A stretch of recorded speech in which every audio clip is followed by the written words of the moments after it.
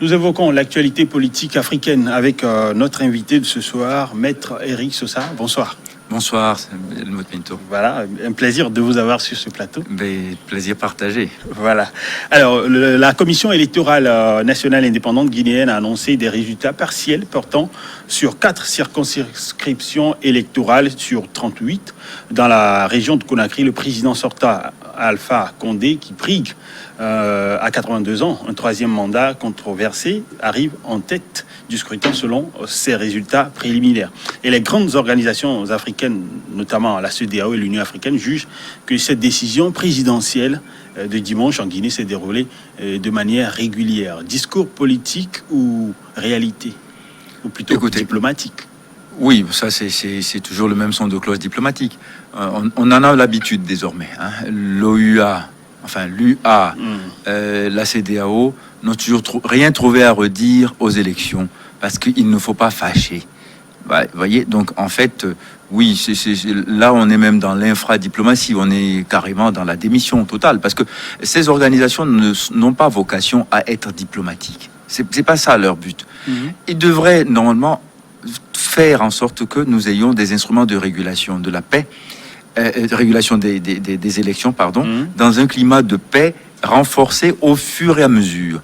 Or, on se rend compte que à chaque fois, ils viennent faire du tourisme électoral et pour approuver les résultats tels que proclamés par les institutions officielles, et c'est tout. C'est toujours régulier. Bon, à chaque fois, on connaît la formule. On a remarqué quelques incidents mineurs qui ne sont pas de nature à entacher la validité des élections. Bon, alors, ça on connaît. Donc, à chaque fois qu'on me dit que c'est la CEDEAO ou l'UA qui doivent dire le bien ou le mal dans une élection en Afrique, je dis, bon, mais écoutez, c'est un non-événement. On se passe littéralement de leurs commentaires. Parce que ce n'est que du commentaire politique. C'est pas, si vous voulez, le travail d'un observateur, c'est d'être sur le terrain et de participer à la manifestation de la, de la pureté des élections. Parce qu'en fait, il faut qu'il y ait une science électorale. Elle est simple, en réalité. Il s'agit simplement de compiler les résultats bureau de vote par bureau de vote. Bon, s'il y a des incidents dans un bureau de vote, normalement, on doit être capable de dire quelle est la nature de ces incidents et quelle a été leur incidence sur le résultat de ce bureau de vote. Bon, alors, des incidents majeurs et graves et invalidants dans un bureau de vote donné ne devrait pas avoir de conséquences sur la totalité du scrutin. On est d'accord là-dessus. Mais on a l'impression que malgré tout ça, les envoyés de la CEDEAO vont à chaque fois faire des observations en étant aveugles et sourds. Voyez-vous, ils ne voient jamais rien ils voient jamais rien qui soit dissonant ou qui déconne. On va dire ça comme ça. Difficile de pouvoir jouer des garde-fous dans des situations pareilles. Pourquoi difficile? Pourquoi ils viennent alors? Si c'est difficile, qu'ils restent chez eux, qu'ils ne viennent pas pour adouber quelqu'un qui est mal élu. Mais on a l'impression que c'est ce qu'ils font tout le temps. C'est la raison pour laquelle, bon, aujourd'hui, vous voyez, on nous dit la CENI guinéenne s'est trouvée dans l'obligation de donner des résultats de 4 circonscriptions sur 38. Pourquoi? On ne peut pas attendre? Dans les cas qui ont été cités, forcément, c'est le président qui est gagnant. Donc, il reste encore 34 à compiler. Et on va donner les résultats. Pourquoi on donne les résultats au compte-gouttes lorsque on veut proclamer les résultats dans un climat qui rassure l'électorat, qui rassure le peuple guinéen et qui préserve la paix? Alors, en face, justement, en face et bien avant, un candidat de l'opposition s'est autoproclamé victorieux de ces élections. Ça vous dit rien? On n'a pas déjà vu ça quelque part? Bon, partout en Afrique, en tout cas. Voilà, on a l'impression que c'est devenu le remake à chaque fois. Voilà, bon, donc, en fait, quand on a fait cette déclaration plus vite que celle de la CENI, enfin, plus vite que les officiels, les organes officiels, on prend en otage l'opinion nationale et internationale et on fait un braquage sur le scrutin. C'est moi qui l'ai gagné. Donc, si vous voulez, maintenant, on met le régime, en quelque sorte. C'est toujours comme ça que ça se passe. Enfin, on l'accule à devoir maintenant aller au forcing. Et on a fait ça. Il y a déjà des morts. Voyez-vous? Bon, alors qu'est-ce que vous voulez? Alors, c'est vrai que j'aurais aimé que l'actualité politique en Afrique nous donne voyez, l'occasion de parler d'autre chose, quoi. De parler de la réussite de certains géants industriels en Afrique qui font des choses extraordinaires. Bon, il y en a, heureusement, mais il n'y a pas que ça. Mais on en à chaque parle fois, dans d'autres émissions également. Oui, bien sûr. mais j'aimerais que, vous voyez, les élections présidentielles en Afrique deviennent un non-événement. C'est-à-dire que c'est tellement bien rodé, tellement bien huilé que bon, on sait que voilà, les choses vont se passer. Un non-événement dramatique, parce que toujours les élections ont été toujours des événements. Je suis d'accord. Oui, c'est vrai. Je suis d'accord. Un non-événement dans le registre dramatique. Voilà, c'est plutôt ça que je veux dire. Parce que c'est vrai, en soi, c'est un événement. Mais bon, en Afrique, on a l'impression, en Afrique francophone notamment, mais bon, quelquefois aussi en Afrique anglophone, au Kenya notamment, on l'a dit, on va y venir tout à l'heure. On a l'impression qu'à chaque fois, c'est toujours des débordements sanglants qui vont arriver. Et du coup, si vous voulez, on est toujours tenu en haleine. Et on a peur qu'il y ait des élections. C'est ce dont je voulais parler, en fait. Qu'on a peur qu'il y ait des élections, et du coup, les abstentionnistes ne s'abstiennent pas parce qu'ils n'adhèrent pas à l'offre politique. Ils s'abstiennent parce qu'ils ont peur pour eux, la plupart du temps. Voyez-vous ? Donc, ça fausse complètement le jeu démocratique. Et aujourd'hui, le climat est tendu en Guinée. C'est un Diallo, Cellou Diallo, également, après avoir fait cette déclaration, on a l'impression que c'était la source d'ailleurs des heurts qui ont conduit à des blessés et tout le reste. Et pourtant, il accuse aujourd'hui le pouvoir de meurtrier. Oui, écoutez, c'est ce que je disais, c'est toujours le même scénario. C'est tellement prévisible que, bon, en fait, ce que fait Monsieur Cellou Dalein Diallo ne surprend personne. Bon, je veux dire, on ne peut pas lui donner tort à 100%, mais il est difficile de lui donner raison. Parce que, en fait, non, là aussi, bon, il a dit quelque chose, oui, son porte-parole a dit quelque chose. Ils n'ont fait que compiler les résultats bureau de vote après bureau de vote. Donc, en fait... Jusque-là, il ne devrait pas les rendre publics. Oui, ça, c'est le code électoral qui le dit. Mais, bon, mais maintenant... C'est toujours le déficit de confiance qui fait que on est parfois obligé de passer par là. Parce que, en fait, celui qui est chargé de proclamer le résultat, on sait de quel côté il penche. Nos CENI sont des tours de Pise. Alors, paradoxalement, on n'a pas confiance en ces institutions et pourtant, ils se sont présentés aux élections. Mais attendez, comment voulez-vous faire ? Comment voulez-vous faire ? On se présente aux élections en espérant qu'à un moment donné, ils auront une lueur de lucidité qui va leur permettre de dire, bon, mais écoutez, quand même, on l'a vu, bon, dernières élections au Sénégal, bon, à -1, n'eût été la qualité du personnel politique lui-même, on nous aurait donné Wade gagnant. Voyez-vous ? Si on avait laissé faire uniquement les organes en charge de l'élection, on nous aurait donné Wade gagnant. Et souvenez-vous, Abdou Diouf, à l'époque, quand il a abdiqué au profit de Wade, c'était à peu près le même scénario. Et c'était le général Cissé, ministre de l'Intérieur, et grand ordonnateur, ingénieur de ces élections, qui avait sauvé la mise aux Sénégalais, en disant non, écoutez, sur ce coup-là, on ne peut pas laisser faire, c'est Wade qui a gagné. Et du coup, la messe était dite. Mais il a fallu, vous voyez, la qualité personnelle de ces hommes-là. Donc le système électoral en Afrique occidentale française, en Afrique occidentale ou en Afrique centrale aussi, je veux dire, francophone. J'allais dire francophone, mais vous voyez, c'est tellement ancré dans l'esprit que bon, on ne peut pas s'en sortir. Oui, c'est vrai, nous sommes les avatars de l'AOF et de l'Afrique équatoriale française, de l'AEF. Alors, la police a tiré des gaz lacrymogènes devant la maison de Cellou Dalein Diallo. On a l'impression que finalement le pouvoir n'arrive pas à bien gérer cette crise. Et on a l'impression également que ça va dégénérer sous peu. Oui, mais c'est ce que je dis. À chaque fois, bon, c'est le scénario catastrophe. On fait des élections, forcément, il s'est gagné par celui qui est le sortant, et forcément, il est contesté par un opposant qui forcément va tomber dans l'illégalité. Écoutez, on a vu la même chose au Cameroun la dernière fois. Maurice Kamto. Bon. Beaucoup d'analystes politiques beaucoup plus qualifiés que moi disent que c'est Kamto qui a gagné. Et bon, il s'est retrouvé en prison, puis ensuite gracié, et aujourd'hui, il est encore en difficulté. Alors que bon, les élections sont passées depuis longtemps. Au Togo, puis s'il faut en parler, on a eu des élections aussi. Bon, il y a quelqu'un qui s'est proclamé président bis, et qui, depuis son exil, nomme des premiers ministres et des gouvernements. Bon, c'est toujours la même chose. Même scénario. Même scénario. Donc, vous voyez, c'est-à-dire que, en fait, il n'y a plus de surprise, quoi. Les élections ne nous apportent plus rien en termes de satisfaction citoyenne. C'est ça qui est un peu dommage.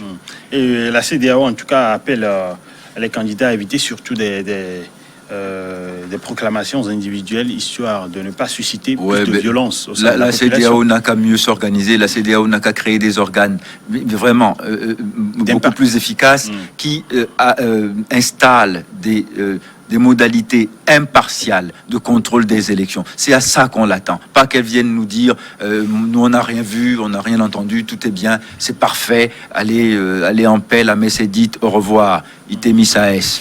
Non, c'est vraiment... Deuxième sujet d'actualité aussi, il s'agit du Kenya où un projet de réforme constitutionnelle suscite des tensions au sommet de l'État. Avant de s'intéresser à cette discorde, les grandes lignes de ce projet sont censées, en tout cas selon Uhuru Kenyatta, le président kenyan, à mettre fin aux conflits post-électoraux. Oui, là on est dans un système qui se veut en phase avec l'attente des peuples, c'est-à-dire... Vous croyez ? Oui. Non, c'est un système qui se veut en phase avec l'attente des peuples. Qu'est-ce qui s'est passé au Kenya ? Souvenez-vous quand même qu'au Kenya, on a eu le courage d'avoir une Cour suprême qui a annulé les élections gagnées par le président sortant. Ouais. Il a fallu recommencer pour qu'il gagnât enfin. Bon. Donc, j'ai beaucoup de respect pour le système kenyan. D'ailleurs, bon, j'ai eu à participer à un atelier de monitoring sur ces élections-là en 2017. Bon, c'est pas là le problème. Aujourd'hui, qu'est-ce qui s'est passé au Kenya et qui a fait que, à chaque fois, les élections ont donné lieu à des violences meurtrières ? C'est que le clivage politique est tel que, bon, nous sommes même dans un pays qui a 42 ethnies et qui ont tous des droits égaux. Oui. Bon, alors maintenant qu'on a créé une nation, on a décidé que, enfin, personne ne l'a décidé. En fait, il y a une répartition qui fait que les Kikuyu et les Luo sont tout le temps en conflit quand il y a des élections. Bon, les deux grandes ethnies. C'est les deux grandes ethnies qui sont les deux grands groupes. Mais parce que Kenyatta, Jomo Kenyatta, le père fondateur, était Kikuyu. Et bon, il y avait des hauts cadres qui étaient des Luo qui ont été assassinés par le régime politique. Et donc les Luo se sont toujours vécus comme des suppliciés par ce régime et ont toujours été plus de sensibilité d'opposition. Et c'est la raison pour laquelle on veut faire en sorte qu'il y ait un leadership qui soit partagé, inclusif, entre ces deux grandes ethnies. Ce n'est pas mauvais de le penser comme ça, parce que à chaque fois, dans certains pays, on anticipe en faisant en sorte que à la tête de l'État, à l'exécutif, il y ait toujours les ressortissants des deux groupes ethniques les plus représentatifs. C'est souvent de bonne politique pour éviter qu'on ne pense pas que le pouvoir est confisqué par un groupe ethnique. Voilà. Et aujourd'hui, l'opposition ne vient plus de l'opposant Odinga à Kenyatta, mais plutôt de son allié, du vice-président William Ruto. Exactement, c'est ça le paradoxe, parce qu'en fait, il y avait un accord. William Ruto, pour des raisons qui sont plus ou moins légitimes, se pense le prochain successeur, ou en tout cas celui qui va compétir de manière naturelle. Oui, aux prochaines élections. Oui, Monsieur Ruto, c'est ce qu'il pense. Maintenant, on est en train il craint que la réforme constitutionnelle qui est proposée Faudrait l'écarter. aura pour conséquence de l'écarter. Bon, et c'est la raison pour laquelle, pour l'instant, ils protestent. Mais bon, je crois que les Kenyans ont en tout cas l'occasion de débattre de la légitimité, de la pertinence des amendements qui sont proposés à leur constitution.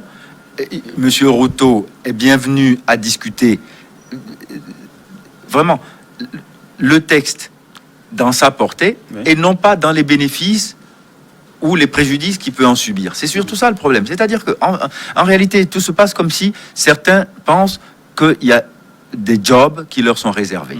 Ça ne devrait pas être concevable dans une démocratie, parce que personne n'est appelé. Bon, quand on a un ticket et qu'on a un président et un vice-président, comme ça c'est le cas aux États-Unis, le vice-président sait que quand le président est empêché, c'est lui qui est le président. Point barre. C'est connu et c'est fini. On passe à autre chose. Bon, au Nigeria, c'est pareil. Vous avez vu le cas quand Umaru Yar'Adua est décédé, Goodluck Jonathan lui a succédé. Ouais. Et bon, c'est comme ça. Bon, maintenant, le problème qui se passe ici, c'est qu'on veut mettre en place un système qui tienne en compte vraiment et qui, à la limite, constitutionnalise le fait ethnique pour qu'on n'ait plus à se battre dessus. C'est là où il dit que le gagnant ne s'approprie pas de tout et que le perdant puisse repartir avec rien du tout. Voilà. Donc, en fait, un pouvoir inclusif où on partage vraiment tout. C'est-à-dire que le pouvoir, c'est pas un gâteau, hein, mais on l'exerce de façon commune et communautaire. Voilà l'état d'esprit de cette réforme. Je vois pas pourquoi on doit tout de suite commencer à hurler au loup en disant que c'est pour écarter quelqu'un. Et c'est moi l'affaire de quelqu'un qui me pose problème. Parce que on ne devrait pas, en politique, viser uniquement ses propres bénéfices à soi. Non, on ne fait pas de la politique ni pour ni contre un individu. Alors déjà, une nouvelle constitution en 2010 n'a pas empêché de nouvelles violences après la présidentielle de 2017. Est-ce que ces nouvelles réformes encore pourraient susciter de l'espérance au sein de la population kenyane? Bon, apparemment, si on laisse les choses en l'état, on n'est pas à l'abri de nouvelles violences quand même. Donc, prendre les devants et, en quelque sorte, préventivement, anticiper les difficultés, ça me semble être de bonnes pratiques politiques. C'est l'essence même du politique, c'est-à-dire prévoir. Gouverner, c'est prévoir. Et quand on veut gouverner ensemble, on doit prévoir ensemble pour que les sources, les causes, très souvent ce sont les causes qui sont mal analysées. Et après, on gère les effets. Comme nous, on fait les élections. On va aux urnes, on décide. C'est comme ça, on va y aller. Et après, advienne que pourra. On savait déjà que de toutes les façons, ça ne pourrait avoir que ces débouchés-là. Guinée, on en a parlé tout à l'heure. En Côte d'Ivoire, la table est déjà mise pour que on boive la soupe de sang. Hein. Oui. Alors, le rapprochement entre Kenyatta et Odinga a nourri le soupçon d'un accord entre eux en vue de la présidentielle 2022, au détriment de William Ruto, dont on parlait tout à l'heure, qui s'oppose d'ailleurs à cette réforme constitutionnelle. Et il dénonce la naissance avec cette réforme d'un système permettant à Kenyatta et Odinga, respectivement Kikuyu et Luo, les deux principales ethnies du pays, de partager le pouvoir. Tout porte à croire qu'ils devraient s'inquiéter. Mais vous dites là que Kenyatta est plutôt dans du vrai. Mais, oui, écoutez, vous vous souvenez quand même que ça a été très violent et c'était une opposition terrible entre Raila Odinga et Uhuru Kenyatta. Bon, que par des modalités politiques, disons consensuelles, on arrive à trouver un pont entre ces deux hommes-là et qu'ils décident de faire alliance pour faire gagner quoi? Le peuple kényan. Pour qu'on ne dise plus que c'est une ethnie qui est plus avantagée que d'autres, et qu'on ne dise plus que c'est tel mouvement politique qui est toujours en passe de l'emporter et qui marginalise les autres. Et vous pensez qu'on va dire que cette posture-là et ce dessin politique soit mauvais? Je ne vois pas ce qu'on lui reproche. Maintenant, si M. Ruto a des récriminations, il a le droit de les exprimer. Et il le fait d'ailleurs très bien. Mais il faut qu'il pense que on ne fait pas de la politique au Kenya pour son bénéfice à lui. S'il n'est pas le prochain président du Kenya, probablement qu'il ne se passera rien de grave pour le Kenya. Peut-être qu'il se sait, il se connaît des qualités exceptionnelles qui vont manquer au Kenya. Je crois nécessaire. Bon, bien plutôt trop nécessaire. La plupart du temps, vous voyez, il y a beaucoup de gens qui se croient indispensables alors qu'ils ne sont que suffisants. Voilà. Alors, notre troisième sujet et dernier d'ailleurs qui nous intéresse est celui du report, encore une fois, du procès de l'ex-président Béchir au Soudan. Il est jugé pour son rôle dans le coup d'État qu'il a porté au pouvoir en 89. On va finalement de report en report. Oui, là, la procédure qu'il a exigée. On est dans des artifices de procédure. On connaît ça. Quand on sait que le fond est mauvais, on s'attache à la forme pour éviter que le fond, un jour, n'affleure. Parce que, forcément, si on évoque le fond, on aura cause perdue. Alors, on gagne sur la forme et la procédure. En clair, sur des vices de procédure? Oui, certains sont pertinents, d'autres le sont moins. Le moyen qui consiste à soulever la partialité du procureur général me paraît un moyen tout à fait pertinent. Parce que ce procureur général-là a été dans une vie passée avocat, et en tant qu'avocat, il avait été porteur de plaintes contre certains des accusés. Donc, à partir de ce moment-là, lui se trouvant en charge de la poursuite contre eux, ne peut absolument pas exercer une procédure qui soit impartiale. Donc, qu'on le récuse, oui, ça, je suis tout à fait d'accord, c'est tout à fait légitime et c'est pertinent. Maintenant, jouer la montre, faire à chaque fois des digressions procédurales qui vont amener à ce que on ait un report, ça fait partie de l'arsenal d'une défense qui se sait défaite ou défaitiste. On l'a souvent vu, mais bon, ça ne grandit pas nécessairement la défense non plus. Alors, ça ne va quand pas c'est pas pertinent, c'est pas pas efficace. Pas empêcher l'inévitable. Oui, absolument. Parce qu'un jour ou l'autre, il sera jugé. Si ça va pour ça, pour autre chose. Donc, quoi qu'il en soit, il sera jugé quand même. Ou bien on va traîner jusqu'à ce qu'il meure. Comme ça, il n'y aura pas de procès. Une autre nouveauté également dans le dossier, la défense a recusé les chefs d'accusation du procureur général, dont notamment recours à l'armée pour commettre un crime. À quoi cela retourne concrètement? Écoutez, recours à l'armée pour commettre un crime, mais ici, il s'agit d'un coup d'État, principalement. Oui. C'est quoi? Si le coup d'État a débouché sur des morts, c'est le recours à l'armée pour commettre un crime. Parce que un coup d'État est un crime constitutionnel.